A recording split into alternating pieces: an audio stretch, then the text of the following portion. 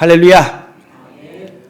구원의 기쁨이 날마다 회복되어서 날마다 샘솟는 기쁨과 소망 가운데에 세상 가운데 복음을 전하는 우리 전도자들 되시기를 간절히 축원합니다.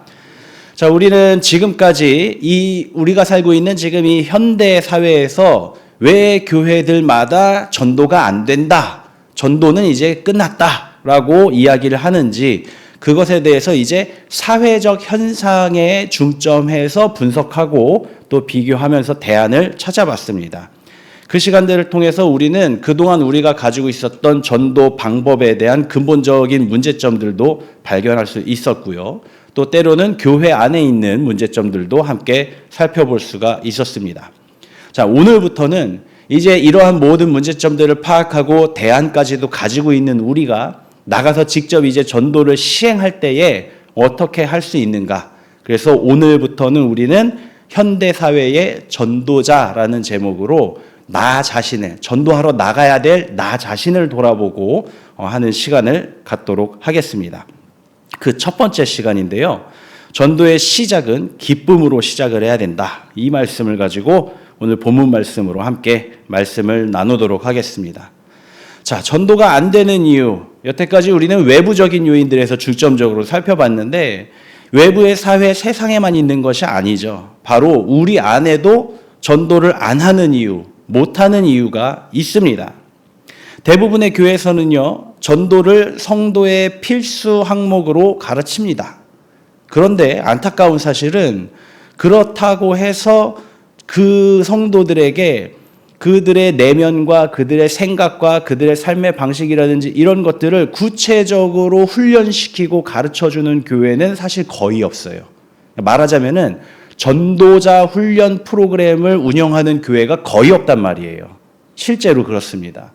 뭐 가끔 가다가 이제 뭐 알파 코스라든지 아니면 뭐 그런 것들을 하는 팀들이 있기도 하고, 아니면 전 교회적으로 뭐 해피트리, 해피데이라든지 그런 프로그램 방식으로 운영을 하는 그런 케이스들이 있기는 합니다만은, 구체적으로 성도 한 사람 한 사람을 전도자로서, 전도할 수 있는 사람으로서 성숙시키고 훈련시키는 그런 프로그램들이 별로 없습니다. 거의 없습니다. 뭐 전도자 학교 그런 것들이 조금 있기는 한데 잘 안 가시잖아요. 그런 거 강연 열렸다고 해도, 또 그런 강연 열렸다는 소식을 듣기도 어렵고, 그런 거 있어도 잘 참여를 안 하시죠. 그런 문제점들이 있기 때문에 결국은, 그런데도 불구하고 교회에서는 성도들에게 계속해서 전도해라라고 임무를 부여하듯이 던져줍니다. 그러다 보니 성도들의 입장에서는 이 전도라는 것이 굉장히 중한 짐이 되는 거예요. 물론 우리 여기 계신 분들은 이제 다 전도는 그냥 담대하게 그냥 나가서 하면 되는 거지 하시는 분들만 여기 앉아 계시겠지만은, 근데 저는 이제 이 말씀을 하는 게 뭐냐면은 이 자리로 차마 못 나오시는 분들까지도 전도를 해야 되잖아요. 그분들을 위해서 또 이제 이렇게 말씀을 준비하는 겁니다. 그분들도 이제 전도를 나와야 되는데 그분들이 자꾸 이게 부담스러운 거예요. 전도해야 된다, 전도해야 된다, 전도해야 열매를 맺는다, 전도해서 나 때문에 교회 나온 사람, 교회 등록한 사람이 있어야 마치 내가 열매를 맺은 것처럼 그렇게 이제 강조를 하다 보니까 이 사람들 입장에서는 너무나도 부담스럽고 힘든 겁니다. 실제로요, 뭐 저도 사실 그렇습니다만은 친구 없이 지내는 사람도 생각보다 많아요. 요즘 세상에서는.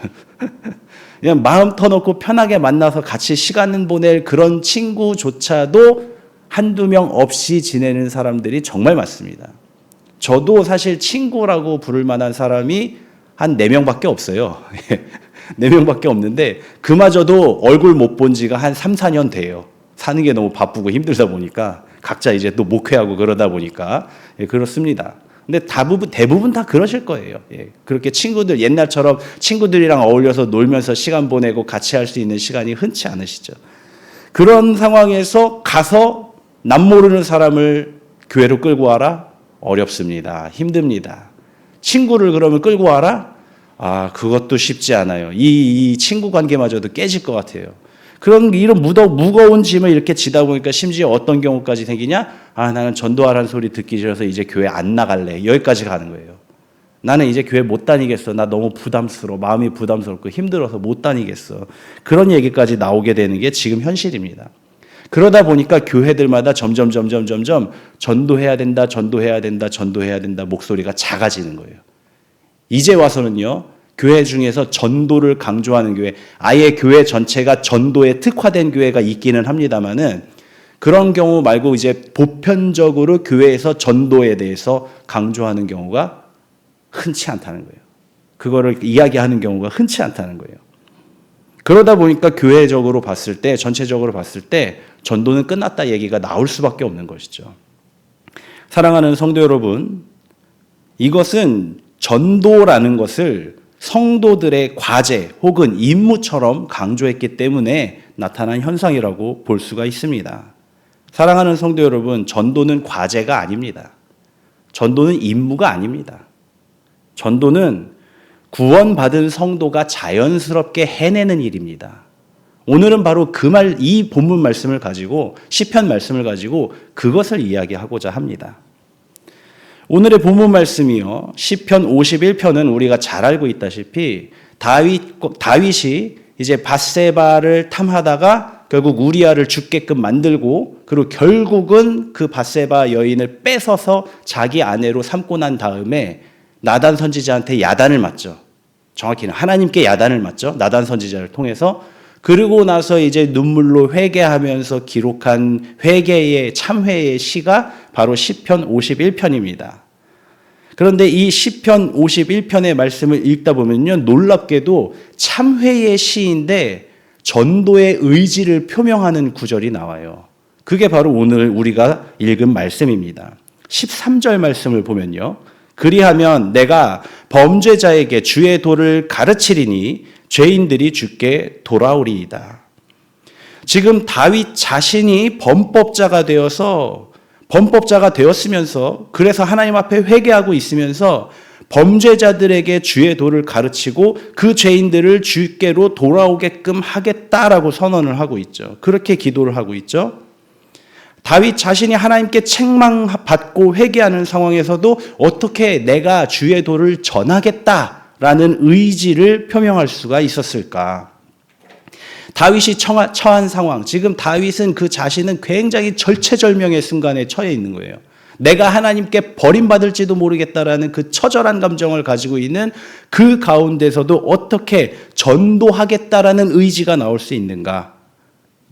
그것을 우리가 함께 살펴본다면 여러분들도 마찬가지고, 또 이 자리에 차마 나오지 못하는 그 마음의 부담을 안고 계시는 분들도 마찬가지고, 우리가 다 함께 전도하자라는 의지를 가질 수 있지 않을까 생각을 해봅니다. 오늘 그 내용이 어떻게 그럴 수 있는가를 살펴볼 텐데요. 그 말씀이, 그 이유가 바로 12절, 바로 앞절에 나옵니다. 주의 구원의 즐거움을 내게 회복시켜 주시고 자원하는 심령을 주사 나를 붙드소서. 먼저 다윗은 하나님 앞에 죄를 범함으로 말미암아 책망을 받았죠. 하나님의 법을 어겼습니다. 하나님의 법을 떠났다라는 것은 하나님과의 관계가 틀어졌다는 것이에요. 다윗은 이게 무엇보다도 괴로웠습니다. 12절 상반절을 살펴보면은 주의 구원의 즐거움을 내게 회복시켜 주소서 간구하고 있어요. 간구한다라는 것은 무슨 뜻입니까? 그게 내한테 지금 없다라는 뜻이죠. 주의 구원의 즐거움이 지금 내게 없으니까 주의 구원의 즐거움을 내게 회복시켜 주세요라고 간구하고 있는 거예요. 또 한 가지 중요한 거, 회복시켜 주세요라고 기도했으면 뭡니까? 전에는 있었다. 전에는 그 구원의 즐거움이 나에게 있었는데 지금 없어졌으니까 그것을 다시 회복시켜 달라고 간구하면서 기도하고 있는 장면입니다.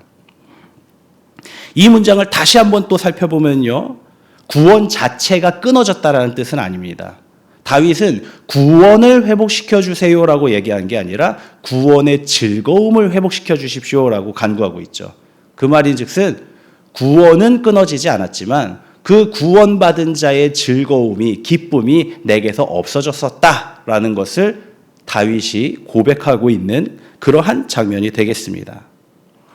구원의 즐거움이 사라진 것, 이게 바로 다윗의 범죄의 원동력이 되었습니다. 범죄의 원동력이 되었다는 거예요.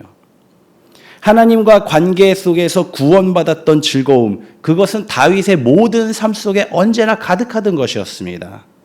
빈들에서 양떼들과 함께 살면서도요, 다윗은 슬퍼한 적이 없어요. 우울한 적이 없어요. 그 어린 꼬맹이가 호롤단신으로 늑대들과 싸우고 곰들과 싸우면서도요, 다윗은 두려워하지 않았어요. 걱정하지 않았고요. 왜 그렇습니까? 주의 구원의 즐거움이 가득했기 때문에. 그래서 그렇게 살 수가 있었어요. 그런데 오늘 이 시간, 오늘 이 다윗이 이렇게 기도하고 있는 이 시간, 강력한 왕이 되어서 주변 나라들을 다 평정하고 이제 말년의 시간을 보내고 있을 때입니다. 아주 편안하고 아주 행복한 그런 시대를 살고 있었던 것이죠. 그런데 거기에서 다윗은 하나님과의 관계에서 늘 느껴지는 구원의 즐거움이 사라진 거예요. 그리고 다른 즐거움들이 자기를 챙긴 겁니다. 먹는 즐거움, 누리는 즐거움, 지배하는 즐거움. 그런 즐거움들이 나의 마음속을 채우고 생각을 채우다 보니까 구원의 즐거움이 잊혀져 버리게 됐죠. 그런데 이 세상 속에서 느껴지는 이러한 즐거움들은 먹는 즐거움, 노는 즐거움, 누리는 이런 즐거움들은 달콤하기는 합니다. 맛있기는 해요. 그런데 문제는 이거는 지속적으로 나를 채울 수가 없어요. 여러분들 음식 좋아하시는 거 있습니까? 저는 치킨을 굉장히 좋아합니다. 치킨을 굉장히 좋아해요.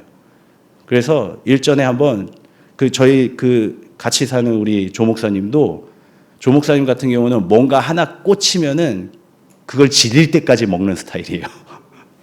근데 언젠가 한 번은 둘이서 치킨 한 마리를 시켜 먹다가 야 이거 맛있다. 그래가지고 일주일에 3번을 시켜 먹었어요 그거를. 근데 그렇게 3번을 일주일에 치킨을 먹었더니 그 다음부터는 치킨이 안 땡기더라고요. 아무리 좋아하는 음식을 먹어도 일주일에 3번 먹었더니 물리기 마련인데 세상에 어떤 즐거움과 어떤 기쁨으로 나를 채운다 한들 그게 오래 가겠습니까? 그래서 계속 새로운 즐거움을 찾는 거예요. 새로운 즐거움을. 그 새로운 즐거움을 찾다 보니까 어디까지 갔냐? 우리아를 죽음의 장소로 몰아내고 그의 아내를 뺏어오는 데까지 간 거예요. 다윗이. 그래서 이 죄를 책망받았을 때에 다윗은 하나님 앞에 엎드려서 회개하면서요. 왜 이 죄가 내가 범하게 되었는지 그거를 찾은 겁니다. 내 안에 구원의 즐거움이 사라졌구나라는 것을. 사랑하는 성도 여러분, 오늘 하나님의 말씀을 따라 살려고 하는 여러분들도 마찬가지입니다. 여러분들의 마음에 지금 구원의 즐거움이 있습니까? 하나님께 구원받았다라는 기쁨이 여러분들의 마음속에 있습니까? 가득할 정도까지는 바라지 않더라도 그 구원의 기쁨이라는 게 내 안에 있는지라도 한번 살펴보시기를 바랍니다. 우리는 모두 구원을 확신합니다. 이 세상에서의 삶을 마치고 난 다음에요. 내가 주님 예수 그리스도의 이름으로 나의 모든 죄를 사함받고 없었다, 의롭다 하심을 받고 구원받아서 우리 천국 갈 거 그거는 다 믿습니다. 그 믿음으로 우리는 구원 받습니다. 받아요. 맞습니다. 그런데요, 문제는 그 기쁨이 우리 가운데 없어졌을 때 어떠한 일이 생기느냐, 그것입니다. 그 지옥의 형벌에서 벗어나 천국에서 영생을 누릴 것이라는 그러한 구원이 우리 가운데 있는데도 기쁨이 느껴지지 않는다라고 한다면 그건 우리가 병들어 있다는 뜻이죠. 내가 무슨 병이 들었다고 그러십니까? 라고 말씀하신 분들께 한 가지 예를 들어보겠습니다. 저는 항상 예를 들 때는 노골적으로 예를 듭니다. 자, 여러분들이 지금 이제 기도회 끝나고 이제 기도회 시간으로 또 넘어갈 텐데요. 기도하는 중에 갑자기 하늘문이 확 열리면서 눈부신 빛이 쏟아지면서 와, 하나님께서 나에게 은혜를 주시나 했더니 하나님께서 6개의 숫자를 딱 내려주시는 거예요. 그리고 하나님이 음성으로 야, 누구누구야, 이번으로 로또 사라. 이번에 1등 당첨하게 해줄게. 너 그 1등 당첨금 가지고 네가 해야 될 일이 있으니까 내가 너 로또 1등 당첨하게 해줄게. 이거 가지고 로또 사라 라고 하나님께서 계시를 해줬다고 생각해 보십시오. 얼마나 기쁘십니까? 얼마나 기쁘시겠어요. 너무나도 선명하게. 벌써부터 여러분들의 얼굴에 미소가 이제 오시는 분들 다 보입니다, 앞에서. 안 하신 분들은 없었어요, 솔직히 말해서. 그렇죠? 그리고 로또 40억이라고 하니까 마음이 기뻐요. 그게 확실하다고 하니까. 하나님께서 주셨다고 하니까. 근데 어떻게 영생의 천국에 들어가겠다라는 확신이 있는데 기쁘지 않을 수가 있을까요? 그러면은 병든 게 맞죠. 내 영혼이 병들었다는 게 맞습니다. 사랑하는 성도 여러분, 오늘 다윗처럼 구원의 기쁨을 회복시켜달라고 구하시기 바랍니다. 단순히 믿음의 확신만 가지고 있는 게 아니라 그것이 나에게 기쁨이 돼야 됩니다. 구원의 확신이 있으면서도 기쁨이 없다라는 것, 그것이 어떤 의미인지 아십니까, 여러분? 요한복음 15장은요, 예수님께서 포도나무의 비유로 우리에게 말씀해 주신 그 말씀 구절입니다. 아시죠? 너희가 내 안에, 내가 너희 안에, 내 말이 너희 안에 있으면 너희가 나와 함께 있고 열매를 맺고 다시 행복할 것이다. 그런 이야기들을 이제 쭉 해주시고 설명해 주시는데 그 이유를 15장 11절에서 이렇게 말씀하십니다. 내가 이것을, 이 포도나무의 비유를 너희에게 이름은 내 기쁨이 너희 안에 있어 너희 기쁨을 충만하게 하려 함이라. 예수님께서는요, 사람 구원하시는 게 기쁘세요. 그게 예수님의 기쁨이에요. 한 영혼을 구원하는 게. 그래서 99마리의 양을 두고도 잃은 양 하나 찾아오면 기뻐하시는 게 그래서입니다. 동전 9개가 여전히 있는데도 하나의 동전 찾음으로 말미암아서 그것보다 훨씬 더 큰 가치의 잔치를 벌인다는 이유가 그 이유예요. 하나님은, 예수님은 구원하는 걸 기뻐하셔요. 그래서 그 주님의 구원의 기쁨이 주님 안에 있는데 우리가 주님 안에 잘 붙어서 주님의 말씀 안에 잘 붙어 있는 가지라면은 그 주님의 기쁨이 우리 안에도 기쁨이 됩니다. 기쁨이 됩니다. 만약에 어떤 사람이요, 우리 주변에 어떤 사람이요, 나 때문에 굉장히 기쁘고 행복하다라고 말한다면은 내 기분이 어떻겠습니까? 나 당신만 보면은 난 너무나도 기뻐.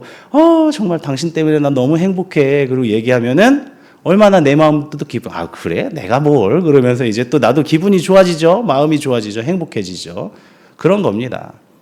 주님과 우리가 관계가 제대로 돼 있다면요, 주님의 이 기쁨이 구원받음으로 말미암아서 내가 너를 구원했기 때문에 너무나도 신난다 하는 그 기쁨이 내 안에도 있어야 되는 게 맞는 거예요.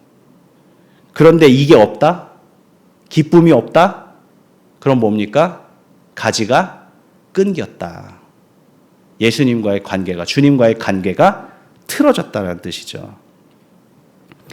주님과의 관계가 단절되었다는 것은 다시 말하면 우리가 주님의 말씀 안에 있지 않다라는 것이고, 주님의 말씀 안에 있지 않다라는 것은 우리가 구원받았다 확신을 하면서도 불법을 행하는 자라는 뜻입니다. 불법을 행한다라는 건요, 범법한다라는 것과 불법한다라는 건 다릅니다. 범법이라고 하면은 그 법을 어긴 행위예요. 범법은.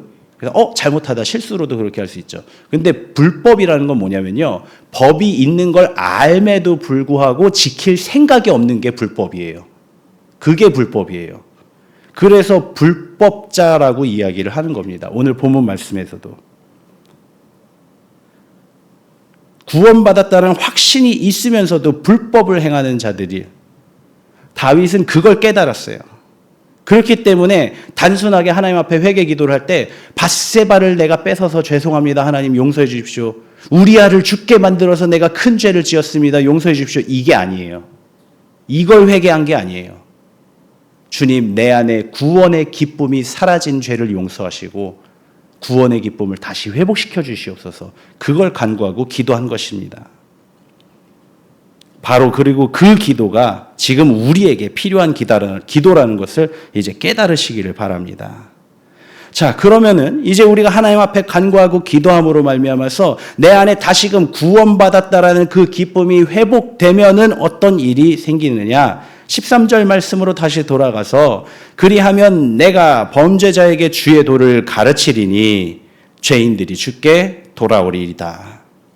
자신의 근원의 죄악, 구원의 즐거움을 회복시켜 달라고 간구한 다윗은 그 뒤에 12절 후반부에 자원하는 심령으로 나를 붙들어 달라고 간구하고 있습니다. 우리 사람들은요, 기쁨이 있는 곳에 머물고 싶어 합니다. 그게 자연스러운 인간의 심리죠.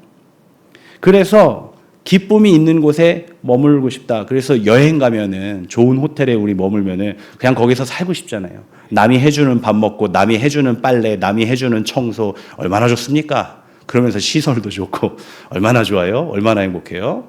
거기에서 기쁘니까 거기에 눌러 살고 싶죠. 마음 같아서는. 예. 그래서 뭐 가끔 그런 분들도 있대요. 돈 많은 분들 중에서는 아예 호텔을 그냥 자기 집처럼 사시는 분들도 있다고 듣기는 했습니다만은 그런 거죠. 기쁨을 주는 곳에 우린 머물고 싶어집니다. 주님의 품 안에서 기쁘다면 주님의 품 안에 머물고 싶겠죠. 교회에서 기쁘다면 교회에 머물고 싶어지겠죠. 그리고 그 기쁨을 우리는 인간적인 심리는 항상 기쁜 일이 있으면은 그거를 나누고 싶어 해요. 자, 로또 1등 아까도 얘기했으니까 로또 1등 당첨됐어요, 이제. 그 얘기하고 싶어서 입이 근질근질하죠. 막 주변 친구들이나 가족들이나 얘기하면 큰일 나는 거 알면서도 그러죠. 막 그러고 싶죠. 그게 사람의 심리입니다. 우리 아들이 갑자기 사업이 성공해가지고 그냥 갑자기 바빠지고 그냥 날마다 찾는 사람도 늘어나고 잘 나가고 있어요. 우리 아들, 딸들이 잘 나가고 있어요. 입이 근질근질하죠. 그냥 교회 와서도, 속회 와서도, 아유, 우리 아들 이렇게 됐다, 우리 딸 이렇게 됐다고 자랑하고 싶어지죠. 좋은 일 있으면 우리는 다 전하고 싶어지고 나누고 싶어 합니다. 우리가 구원의 기쁨이 충만히 있다면 우리는 그걸 나누고 싶어지게 됩니다. 하지 말라 그래도요. 하면 안 된다 그래도 그걸 하고 싶어집니다. 우리에게 구원의 기쁨, 주님 안에서 누리는 기쁨이 우리 가운데 충만하다면요, 좀 집에 가라 그래도 교회에 머물러 있게 됩니다. 주님의 품 안에 머물러 있게 됩니다. 그 기쁨이 우리 가운데 가득하면요, 사람들은 기쁨이 있는 곳에 모이기 마련이에요. 저 교회 가면은 힘들어, 피곤해, 싸워 맨날, 신경 쓸 일도 많어. 아우, 신앙생활하는 거 보통 힘든 거 아니야. 그렇게 얘기한다면 누가 신앙생활 하겠다고 하겠습니까? 기뻐요. 행복해요. 즐거워요. 거기 가서 우리는 사랑을 나눠요. 좋은 얘기들을 해야 가서 우리도 저런 기쁨을 누리고 싶다 생각할 수 있지 않겠습니까? 사랑하는 성도 여러분, 그러니 현대사회의 전도자들이 전도를 하지 못하는 가장 핵심적인 이유가 바로 이것입니다. 전도자 자신에게 구원의 기쁨이 사라졌어요. 기쁨이 없이 의무감으로 교회를 다니고 봉사하고 전도하니까 모든 것이 피곤한 힘든 일, 피곤한 일, 고난의 길입니다. 그것이 나에게 무거운 십자가로 느껴질 뿐입니다. 그러니 전도를 해도 전도가 안 되고 계속 반복하고 실패하고 지치고 낙심하고 결국은 전도를 포기하게 된 것이 현재의 모습이라는 것이죠. 사랑하는 성도 여러분, 이 말씀 들어본 적 있으실 겁니다. 수신제가 치국 평천하라는 말이 있습니다. 우리 옛날에 이제 서당에서 배우던 글 중에 이것도 좀 고급 학문인 대학에서 나오는 말인데요. 자신을 닦고 가정을 바로 세우고 나라를 다스리고 천하를 평화롭게 한다. 먼저는 자기 자신을 다스려야 가정을 바로 세울 수가 있습니다. 그런 자가 나라를 다스리면 곧 천하에 평화가 온다라는 뜻입니다. 먼저 여러분 마음속에 있는 구원의 기쁨을 회복하시기를 바랍니다. 여러분들 마음속에 있는 구원의 기쁨을 회복하셔서 로또 1등보다도 구원받았다라는 사실이 기쁠 때에, 그럴 때에 나의 삶은 전도자의 삶이 되는 것입니다.